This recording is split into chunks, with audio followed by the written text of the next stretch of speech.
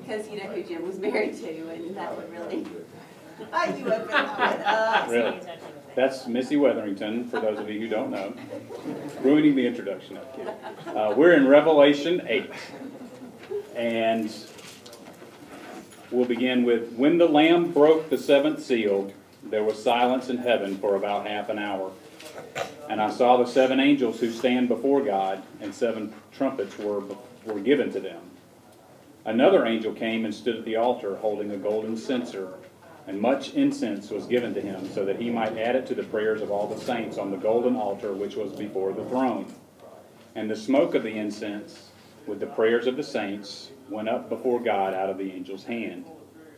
And then the angel took the censer and filled it with the fire of the altar, and threw it to the earth.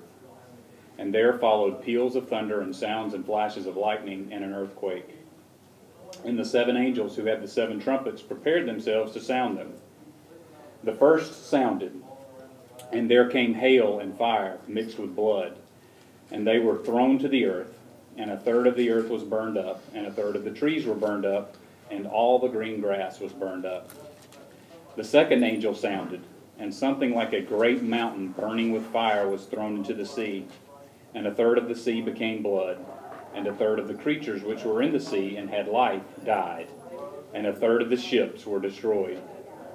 The third angel sounded, and a great star fell from heaven, burning like a torch, and it fell on a third of the rivers and on the springs of waters. The name of the star is called Wormwood, and a third of the waters became wormwood, and many men died from the waters, because they were made bitter.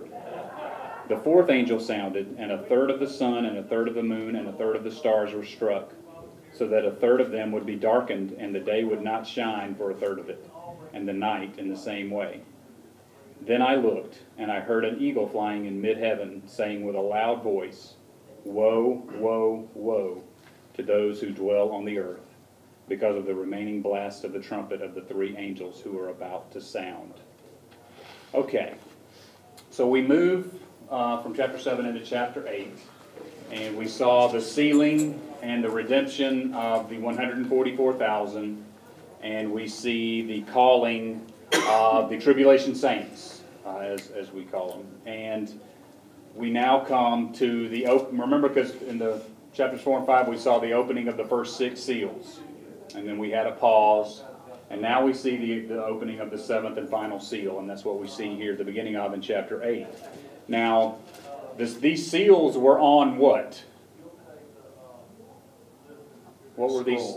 The scroll. And remember, we talked about the scroll way back when, and what did some of the thoughts or the comments or ideas about what this scroll was or what it contained. Do you remember what any of those were? The deed to the earth. Yeah, kind of like the title deed to the universe, that where God is finally going to show and prove his ownership of the world, and that this document had been sealed up since the beginning of time, and now he's about to open it and take back charge, right?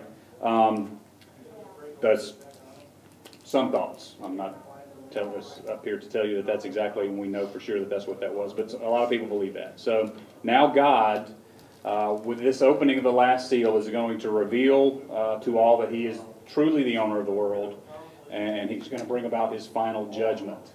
And we're going to see this final judgment over the next several chapters. This judgment, this final judgment, this opening of the 7th seal is going to come in the form of the 7 trumpet judgments and the 7 bowl judgments. And those are all a part of the opening of the 7th seal, okay? So this opening of the 7th seal is going to be a long continuing act that involves these trumpets and these bowls. Now, when John transitions and when he's recording everything, normally he has a transition of something like, after this I saw, or after this, or then I saw. But we don't see that here. And I'm not sure what we make of that.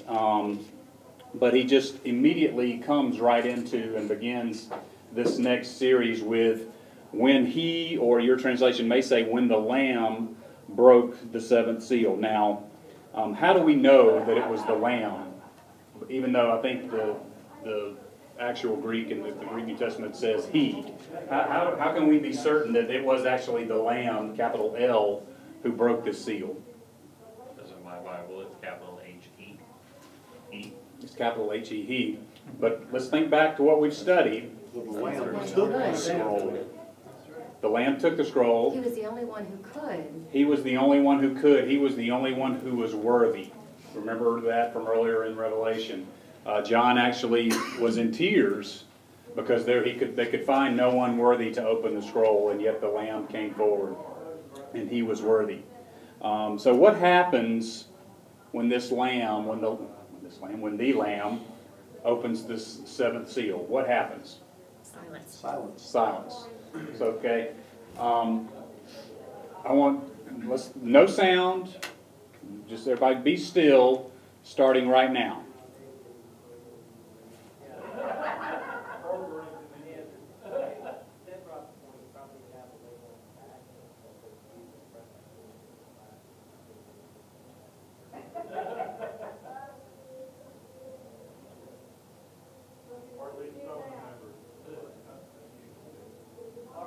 Now that's pretty uncomfortable, isn't it?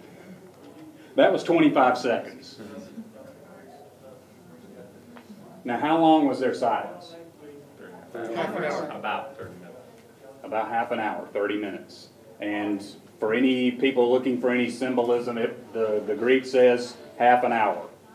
So it was half an hour. There was silence in heaven. Wow. I mean, 25 seconds of silence seemed like a lifetime, didn't it? It's hard to be quiet. Of course, it wasn't completely silent. Thanks to our neighbors. Why do you think? What goes through your mind when you think about why might there have been silence? To show honor.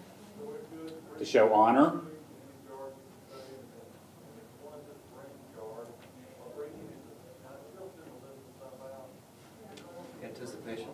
Anticipation. And so I thought of reverence. I thought of anticipating what? The destruction of what's going to happen. Judgment, right? Yeah. And anticipating the judgment. And what else? It was the last scene. So what next? So just kind of a maybe even wondering. It's like, yeah, because you think about it. Heaven has seen, and again, we are still in heaven, and this scene is taking place in heaven. And they have seen the first 6 seals opened.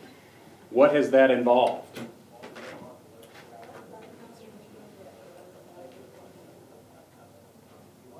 Bunnies and birds and green grass. Destruction. Rainbows. Yeah, Destruction and devastation. I mean, a fourth of the Earth's population is dead. Fire, brimstone, a worldwide global earthquake. And these things have been getting progressively worse. And now this 7th seal is opened. And it's just like, yeah, whoa. And of course, we don't know exactly why they were silent, but what is, think about in a lot of David's Psalms, what were often his prayers? Especially during a period of time where he may have been hiding out in caves and whatnot. What did David pray often?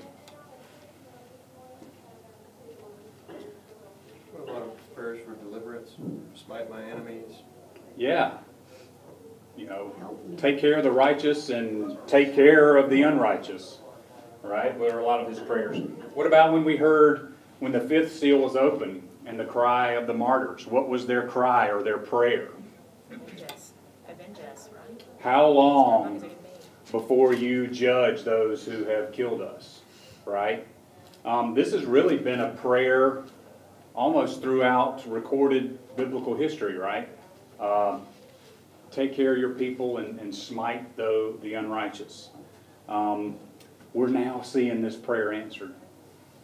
Now it's been selectively, according to God's wisdom, He has taken care of issues. But here we see the penultimate smiting of the unrighteous. And this is the final opening, this final seal, this final act of his judgment where God is going to pour out his wrath upon sin, upon the unrighteous. And that's enough to bring about the silence for a half an hour. Maybe that's the only response to, and you know, who knows what they know in heaven about what's going to happen. I can't imagine that they know exactly what's going to happen, but they've got a pretty good idea if they've been watching what's been going on. So just an awesome thought, and it's the thought of the calm before the storm. And that's a real act. We know that, you know, a lot of times as a bad thunderstorm approaches, there's that moment where the leaves go still and the skies are quiet, and then boom, you know, the bottom falls out and we hear the thunder and the lightning. And it's a little bit like that, because what does John see next? After this silence, what does John see? 7 angels. Okay, and what does it say? Because 7 angels with trumpets. Do you notice anything particular about this sentence here? And we're looking specifically at verse 2. And I saw the 7 angels who stand before God, and 7 trumpets were given to them. Anything about that jump out as peculiar? Okay, one thing is they're where are they standing? Standing before God, standing in the presence of God. And who is it that's standing in the presence of God? These angels. 7 angels, okay, and the, what's that? The representation of the 7 tribes? I don't think so. What I wanted to point out was it doesn't just say, and 7 angels were standing before God. The 7 angels were standing before God. And that's significant because the there in the Greek is a definite article, which is suggestive that these 7 angels were specific, ordained 7 angels that had been set apart for a specific purpose. These angels had been set apart to blow these trumpets. You know, we don't know a lot about them. Some people say that these are the archangels, and we've read in Scripture about archangels, and we know in Scripture it teaches there are hierarchy among angels. Some angels are higher and greater than others. We don't know, there's nothing here to indicate that these are archangels, but this Greek "the" is ho, H-O, and it suggests that these are a distinct, select group of angels. Now, they were standing in the presence of God. Now, you had Luke 1:19. Listen to this in Luke 1:19. This is the passage about Zechariah. And the angel answered and said to him, I am Gabriel, who stands in the presence of God, and was sent to speak to you and bring you these glad tidings. It's the angel Gabriel. We know angel Gabriel is an archangel, and where did he come from? Standing in the presence of God. Standing in the presence of God. Now, not all angels stand in the presence of God, but there are some angels. Some people take these kind of passages and kind of try to fit them together and say that Gabriel is one of these 7 angels. There's no way for us to know that to be true or not true. But what I did want to point out was that this is a special group of angels. I kind of think in my own mind that they have been appointed since the beginning of time, and they've been standing and patiently waiting for God to say, blow your trumpet. And that was their created purpose, was to stand in the presence of God and to blow these trumpets. Again, that's Russ Smith. We don't know that to be truth or gospel. Now, this idea of standing in the presence of God, your passage may say standing before the throne. Again, that's a place that's reserved, a very special place. And now this perfect time has come. God's perfect timing for him to bring about this 7th seal. And they're going to do what they've been created to do. And which brings us to what we see next. What does John see happen after we see these angels? Another angel. Yet another angel. And what does this angel do? He's got a golden censer and stands at the altar. He's got a golden censer and he stands at the altar. And We see that he was given much incense, and he was to add it to the prayers of all the saints on the golden altar, which was before the throne. And again, I kind of, in my mind, and again, I'm just picturing these prayers through the centuries for the righteous to be vindicated. And that's the prayers that he's talking about, that this incense is. And what was the purpose of the incense? Think back Old Testament. What was the incense? Now would be a good time. What is that? Anybody tell me what that is there on the board? Psalm of the temple. It's a not to scale diagram of the temple or the tabernacle. Okay? And what do we see here? What is this? Which altar? Because there are two, right? The bronze altar, also known as the brazen altar. What happened there? That was for the animal sacrifice. That would be where that was placed. What here? The incense altar. No, not yet.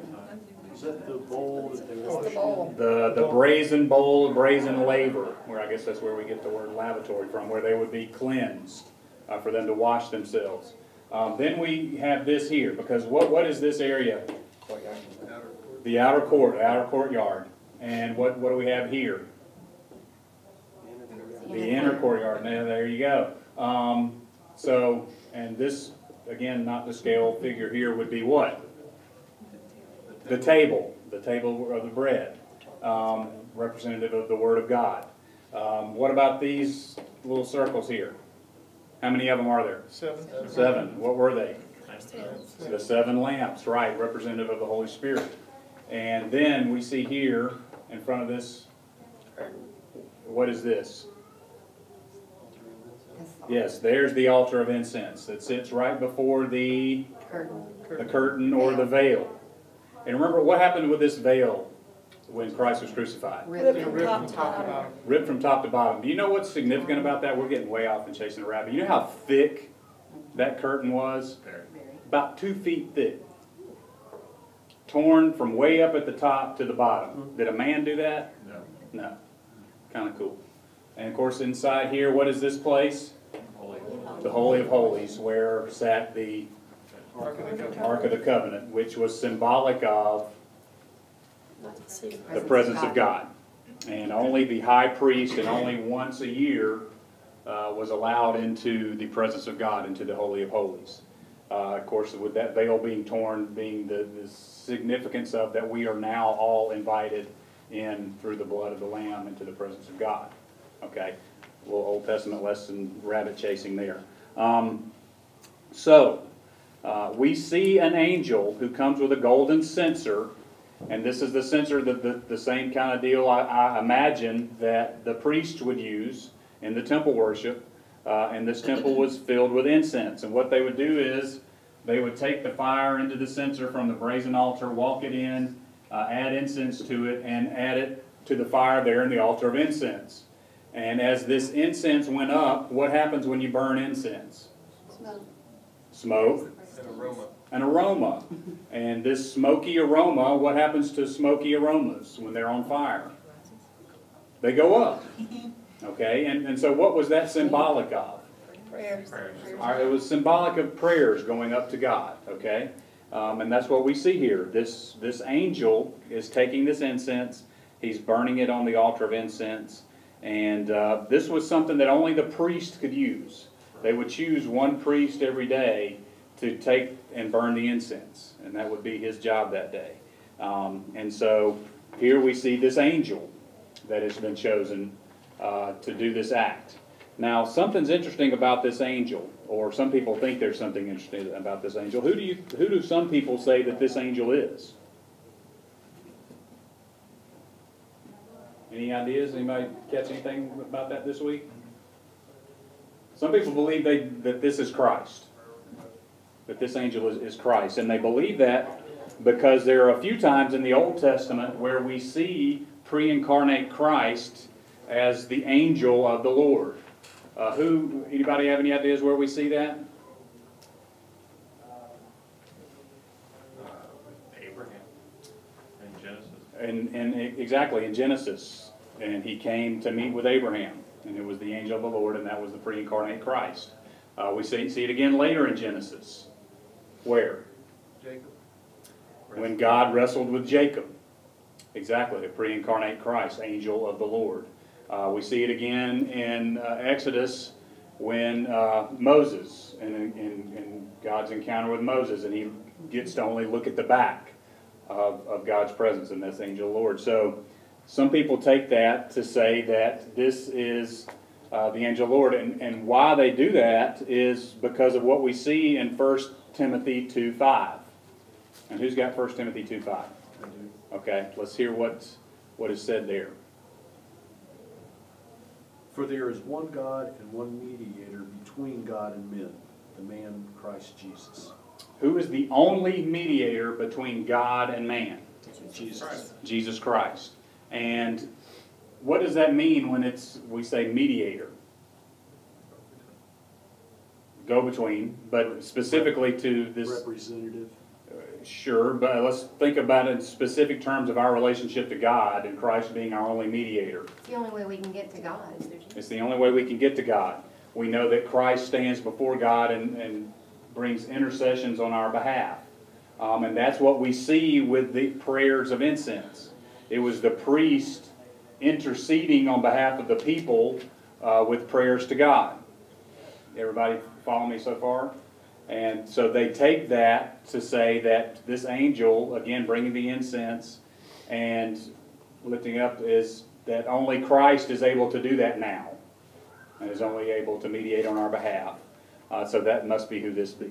You know, again, I'm just offering that up as what some people like to say or what some people believe. I'm comfortable with that.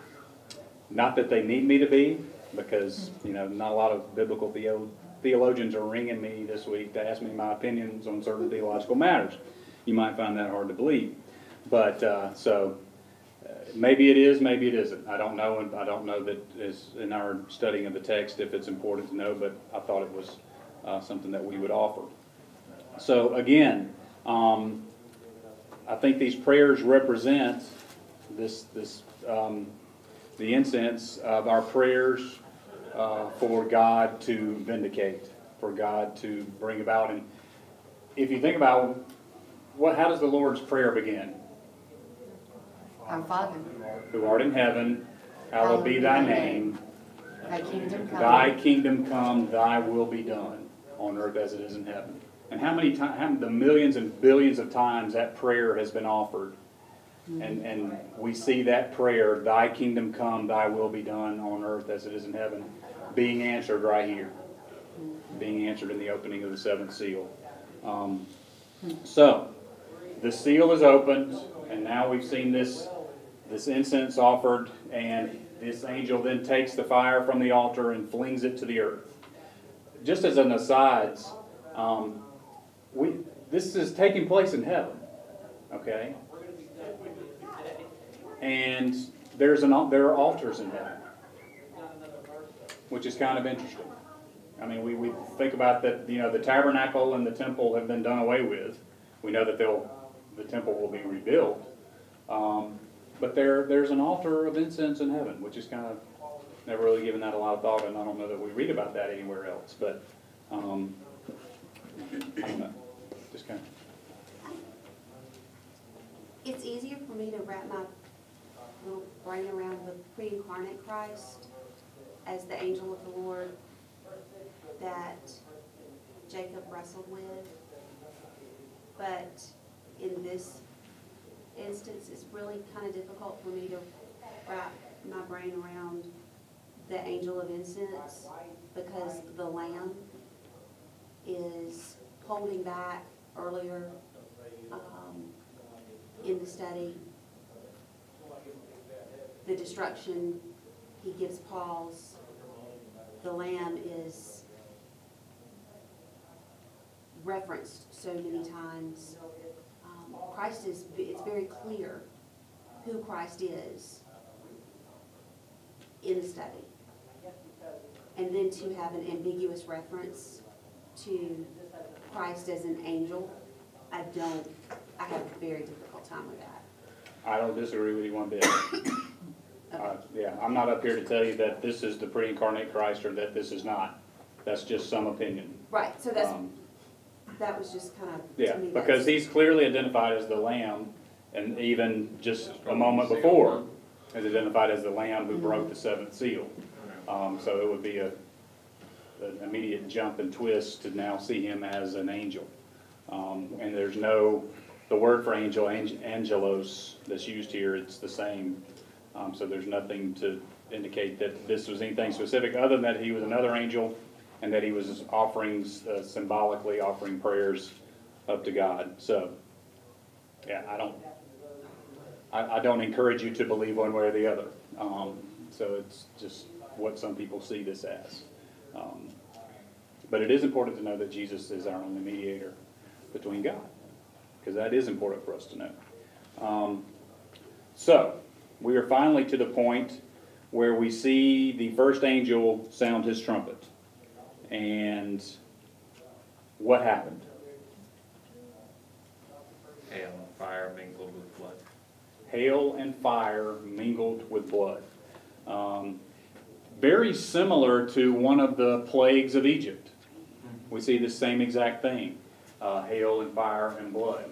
And again, before jumping too far, remember that we've seen throughout Scripture this sounding of the trumpet as being symbolic of God's voice.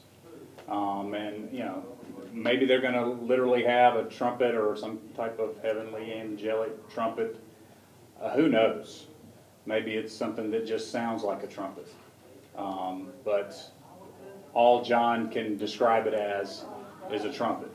And we see that, again, throughout Scripture as being symbolic of the voice of God. You know, anybody ever been in a hailstorm?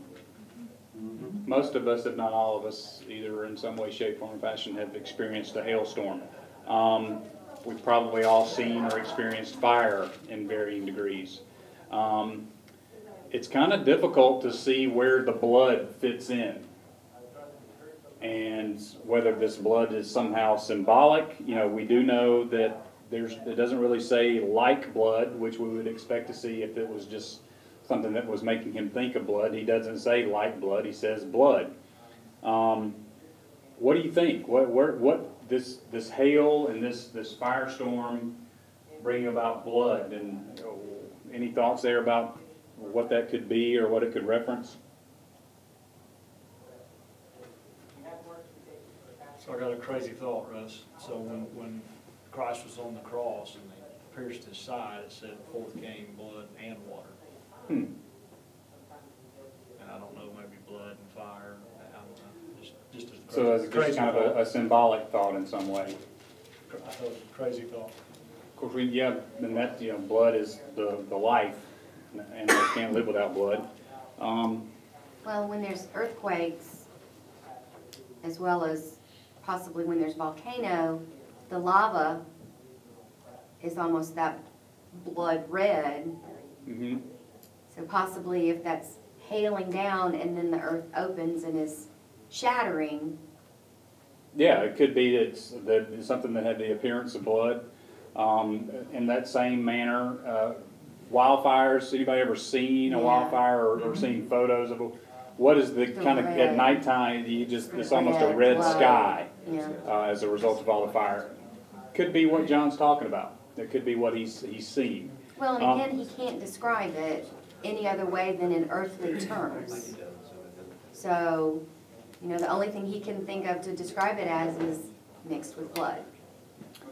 Of course, let's turn back and let's think about how could this even begin to be literally true. Where is this hailstorm taking place? In the sky. On earth. On just over Ackworth, Georgia? No, all over the earth. Worldwide. This is a worldwide hailstorm, a worldwide firestorm. And this hail is large enough and destructive enough to do what? What happens? Destroys a third of the earth. A third of the earth is destroyed. trees. A third of the grass. trees are burned up. All of the grass on the earth is burned up. I wish it would come burn mine up now. It needs to be cut bad. What, in this hailstorm, what else is the earth just compromised at this point of trees and vegetation? No, What there's else? still people there. There's still 6 billion people on the planet, conceivably. And this destructive 6 billion minus 140, well, you know, well, we're not going to have a complex math problem here. We already Please lost a don't. fourth, third. Yeah. What about Yeah, that? well, there's 8 billion now. I was counting Oh, those. you want me to take a- What about the idea it's a cleansing of the blood? It could be symbolic of cleansing some way, although I think the cleansing has already taken place and this is not, there's nothing cleansing going on now. I think this is judgment. Full destruction. I mean, livestock and animals and human beings populate this world. And with a hailstorm and a firestorm that's destructive enough to destroy a third of it, anybody gonna die in that? More than likely.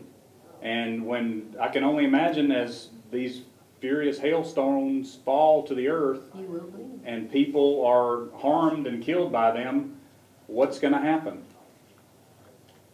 Blood's gonna be shed. Well, couldn't it be like a, I mean, haven't we already talked about a possible meteor shower or something like that? Well, we're about to see a little bit more of that, but this is a hailstorm that's gonna result in, yeah, but we have seen the stars, as it was referenced, fall into the earth. I think that was the 6th seal, wasn't it? So yeah, it could literally mean the blood of these people who have been impacted by this furious hailstorm. But it says it's mixed beforehand. Yeah, it's, Would it have blood burned? is thrown to the earth, and, you know, we've talked about over-spiritualizing and trying to analyze and read a lot of things into it. You know, when it's mixed in, the hail was thrown, the fire was thrown, it'd be strange for it to all of a sudden be a metaphor in the same breath with the others. So, I mean, in my mind, there's no problem saying, okay, this is literal. It's, you know, if you think with hail, generally there's rain. A lot of the earth depends on collecting that rain in cisterns and things to survive. This is all a negative thing. So if it's blood coming down, you know, It's how do gonna kill everything. how do you survive it? It's nothing pleasant is coming from this. So raining blood on the earth is not a pleasant thing for a bunch of different reasons. So I don't think, Mark's opinion, I don't think there's any problem taking this literally just the way it's written. Absolutely. I mean, if God wanted it to rain blood, it will rain blood. So absolutely, and that's probably the best way to take this, is not to try to read anything into it, but that God said it was blood, it was blood. So we see now the second trumpet blown. If it was blood, whose blood was it? Doesn't matter. Where's that blood coming from? Thank you. Just a random thought. Gotcha. Jump over that, come on. How about that second trumpet? Yeah, I got that second trumpet. Not to discount, I'm just, doesn't have to be anybody's. no, it doesn't. I was thinking the God martyrs, said there's blood, the there's martyrs that blood. are under the altar. He's avenging their loss. We could take it Could too be. far for sure. Could be, Random absolutely. thought, sorry. That's okay. What I like the branches. So he says that a great mountain No positive? burning with fire was thrown into the sea. What in the world is that? Volcano, A volcano? something like. In my mind, I'm thinking of humongous asteroid or meteor. That's more, but that's more of the third. Yeah, that's more the great star, I mean. Possibly. Though this word for mountain is what, in the New Testament, when they were talking about mountains. Yeah. You know, so could God, Let's think out of about it. nowhere, create a mountain and fling it to the earth? He certainly could. He pick up a mountain somewhere? Remember, the mountains have been moved already, so again, It could be a volcano, or it could be San Andreas finally lets loose and all of it falls in. absolutely. It could be any one of these, quote, natural, and remember, Talking about their whole. we've I talked, already said bye-bye, Callie. We talked about, if you've ever seen any of these shows on Discovery Channel, which likes to take Revelation and talk about all of the natural disasters that will bring all of this about, and how this will all occur naturally. And then a lot of the commentaries from the 60s and 70s talk about nuclear, and all of this being a result of nuclear war. And it could be, you know, when, and just, I'll toss this out there, when they did the testing at wherever Bikini is, when they were doing the nuclear, when the blast went off, 10 million gallons of water was vaporized instantly. And that water vapor went up into the air and fell back to the earth as hailstones. And a lot of their research equipment and everything was severely damaged by the hail that resulted from that instantaneous vaporization of that water. So, could a nuclear war bring all this about? I guess conceivably. But we do know that God could speak, and it would all happen. So, I'm bringing out the rabbit gun. We're going to shoot any more rabbits that appear. So this meteor, this asteroid, this mountain strikes the earth, and what happens? A third of the sea turns to blood. A third of the sea turns to blood. There's the blood again. A third of the sea, creatures in the sea die. And a third of the ships are destroyed. That was just kind of like, where'd that come from? Random. Yeah, just we've been talking about animals and living beings, but a third of the ships. So I mean, we see that this is going to have an impact on commerce and on the livelihood, obviously, of people in a lot of ways, in all ways. And again, this idea of blood coming to the earth and thoroughly making the water supply contaminated, useless. And now we see that a third of the sea has become blood, and as a result, we see the sea life dying. And again, there's no reference here to that it was something like blood. It just says it was blood. So, you know, you kind of tend to want to just lean to the fact that somehow or another, when this rock hits the earth, the third of the sea turned to blood. That's what it says. Then we see the third trumpet, or John hears the third trumpet, and this great burning star falls from heaven. The Greek word here is not the same Greek word that we saw back in chapter 6 for a meteor or something of that nature. It's the word for star. So again, if we're going to look at this viewpoint of saying what it is, it says it was a star. You know, we'll have to guess that it was a star. And what was this interesting that this star had a name? What was the star's name? Wormwood. Some translations say bitterness. That the name of the star was bitterness, but it was literally wormwood, and there is a wormwood plant, and this wormwood plant is very bitter, hence bitterness. And when this star hits the earth, what happens?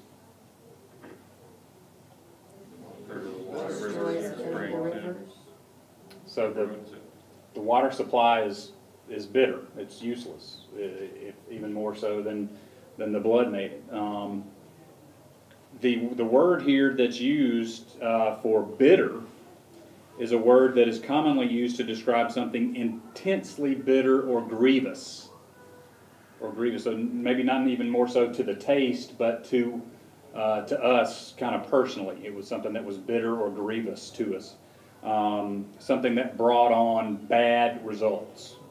And I would think that a third of the earth's water supply becoming bitter and undrinkable would be a bad, grievous result, obviously. So what happens next after the third trumpet is blown? What? Many men died. Many men died. And then they blew the fourth trumpet, right?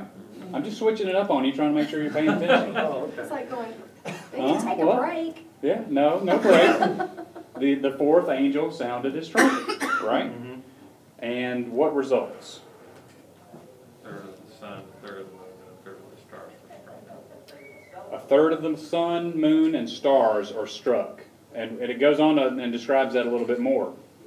It says that, so that a third of them would be darkened, and the day would not shine for a third of it, and the night in the same way. Now, I'm not exactly sure exactly whether he lops off a third of the sun and lops off a third of the moon and the stars, but we do know that we lose a third of our light. And I'm thinking, And temperature. yeah, if you were here and heard Dr. Purdy's message last Sunday, he's talking precisely about these things and about how we're perfectly situated and perfectly tilted. Anybody tell me all the 10 things? Wobble up, wobble down. Wobble. Yeah, Wobble. we're Yeah, we wobbling wobble. at just the right spot and with just the right, and we're spinning at just the right, and we're orbiting at just the right distance, and all of these things. And now, Thickness of the crust. yeah, the Earth's, everything is, just randomly got slapped together, and we were lucky enough that Earth was Woohoo! big banged right into the right place, right? We're going to lose, I'm thinking it's just going to kind of be like Alaska in the wintertime, they have 4 or 5 hours of daylight. So we're going to be losing a third of the light of the day and a third of the light of the night. The world is going to be a darker place, literally and figuratively. And again, this isn't just happening in some small corner of the world. This is worldwide. This is affecting the earth everywhere. And finally, we see the chapter close. Let me ask a question. Now, this is just, if we lose a third of the day, if we lose a third of the day, then that adds to the night. Right? If we lose a third of the night, then that adds to the day. Don't you lose third No, of the the light. light of the The night? light. So it's not, you'll lose a third of the moonlight. So it'll be At even night. It'll still darker. be night, it's just you won't have the moonlight or the starlight. It'll just be pitch dark. Because the sun could lose a third of its power, maybe rather than being cut in half, It's dust all day then long. it just blows out. Yeah. Like a supernova kind of thing, you lose, I don't even, Permanently Maybe cloudy. the Earth has a variable speed now in orbit. I don't know. It loses its. There are many means out there that God could use to bring this about. Whether it's with all of the burning and hail, that the atmosphere is clouded to the point where it blocks a third of the light. what if the rotation of the earth speeds up, so then you have less night and less? Now we're spinning, yeah, could we mean we're spinning? Sure. I mean, a mountain has struck the earth and to the point where a third, Maybe that makes it. who knows? Who knows? It's truly beyond comprehension. Oh, completely. Anything that we can try to wrap our mind, we've never seen anything like this. The sky is split open now, right?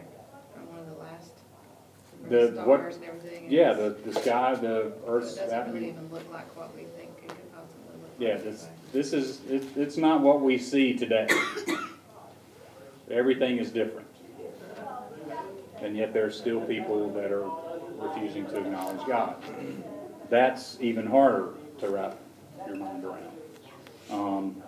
And the other thing is, I guess for some reason John chose not to mention any separation in time between one trumpet and the next. Does Yeah. it happen immediately? Does it happen? We don't know. We believe that these are successive events. That not that it was, obviously 1, 2, 3, 4. You're assuming that is in time, not that he sounded the fourth and the second and the third and the first year. This is progressing, and that each of the seals have been progressing, and that this is all, we're all on a linear point in time and moving further down this timeline. Whether it's the hail happens and then as soon as it quit hailing, then immediately the mountain came, or whether that was a month or 6 weeks, we don't know. He's in heaven, so they're one after another in heaven. It doesn't necessarily mean they're immediately on earth. Heaven's outside. I'm not following you. Well, he's right, he's reporting this from heaven. Sure. So I mean, they're 1, 2, 3, 4 in heaven, which is outside of time. but they're occurring on the earth. Right. But not necessarily 1, 2, 3, 4. I believe we can, that these are happening 1, 2, 3, and 4. I believe we can take that from what we read. But these aren't jumping around now. Again, how much time has elapsed from the end of one to the beginning of the next? We also don't know how long each one of these events is taking place. Absolutely. Whether this is a, what, a hailstorm last a minute or two? That's what he was trying to say. Is that what That's you're? okay. Okay, Okay. I thought that's what he was trying to say. I missed that, so, okay. I wasn't getting what you were trying to say, That's all right. which is not unusual. For me, not for you. Well, it could be all from based off of the first verse. Because silence was for a half an hour, it could be just an indication that everything lasts a half an hour. We don't know. I hadn't thought about that either. Yeah, if he had wanted us to know how long it was going to be, he'd have told us. Yes. Thank you. So, but we don't As know. in reality, we'll be watching it from heaven as well. And maybe if you ascribe Okay, to come on. We hope so. yeah. All us pre-tribbers are banking on us being spectators and not participants. Absolutely. Part of that last verse there, it says, woe to the inhabitants. Yeah. Yeah. And that's where we As I close. said, we hadn't even started yet. It's warmed up. Exactly, and that segues us right into the close. This eagle. It's only gonna get worse. This is pre-season. Yeah, and just a word about mid-heaven, really quickly, as we're closing up here. It's not some purgatory kind of place that's between earth and mid-heaven is just a term that references the highest point of the sun in the sky where it would reach at noon. And that's what the people in this time referred to as mid-heaven. Okay, this isn't some kind of spiritual, special kind of place. This is just a term of reference for a point in the sky. Does your Bible say mid-heaven? Mine says Mine- this, Mine says mid-air. Mid-air. Okay, I was just, sorry. So that's another way of translating this thought of it being a point in the sky. Okay, it's not a place, right? And so this eagle is there, and he says, as we've, woe, woe, woe. Nothing in particularly special about the Greek word here for woe. It means woe. And right now. probably a reference, the three woes, probably a reference to the three remaining trumpets, much in the same way that many scholars say that the holy, holy, holy, that the angels are crying is a reference to the Father, Son, and the Spirit, this idea of three. So that's probably why, woe, woe, woe. It's also just when in the Bible, when something wanted to be emphasized, it would be repeated. And this isn't just repeated, it's repeated 3 times. Woe, woe, woe to anybody that's left. Because, as we've said, you ain't seen nothing yet. As bad as all of these things have been, it's getting worse. If you look down at chapter 9 and verse 12, it says, the first woe has passed, behold, 2 woes are still to come. So I think it's 1 for each. Yeah, okay. Thank you. Great point. Further destruction is coming. And we're going to continue this look as we continue through 9, into chapter 9 next week, into the 5th and the remaining trumpet blasts. And it's hard to imagine that it's going to get worse for the people that are left on earth. And we say left on earth, because again, I'm teaching you from a pre-trib rapture of the church. Again, that's what we're all hoping for, but it's bad. This is just a third of God's wrath. Well, we still have 3 more, and the 7th trumpet ushers in the 7 bowls, so we've got 9 or 10 more judgments coming. Well, it's bad enough that nobody's paying attention to the talking eagle.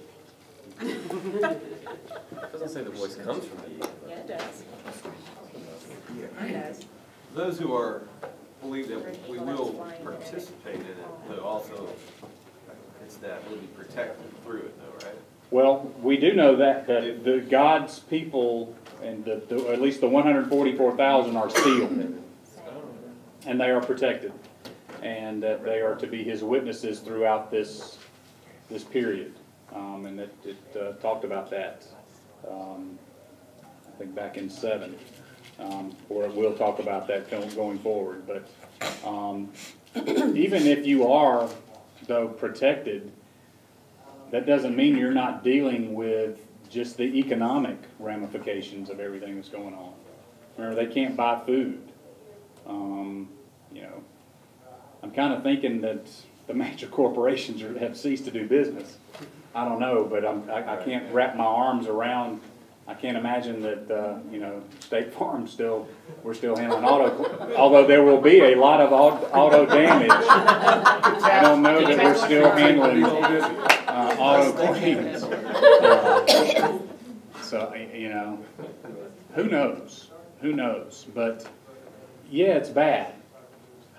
But and we're out of time. But it's bad for a reason. It's because this is what the earth and the earth's people have deserved the whole time. And that's why it's bad. Because a patient and loving and holy God has held back this. I mean, this should be happening right now. But he's patiently waiting until the number of his elect is complete. And we're hoping that he will come with a trumpet blast to bring his church home before all this happens. We're going to hope in that. Anything else before we close today? Appreciate everybody being here. Good to see you. And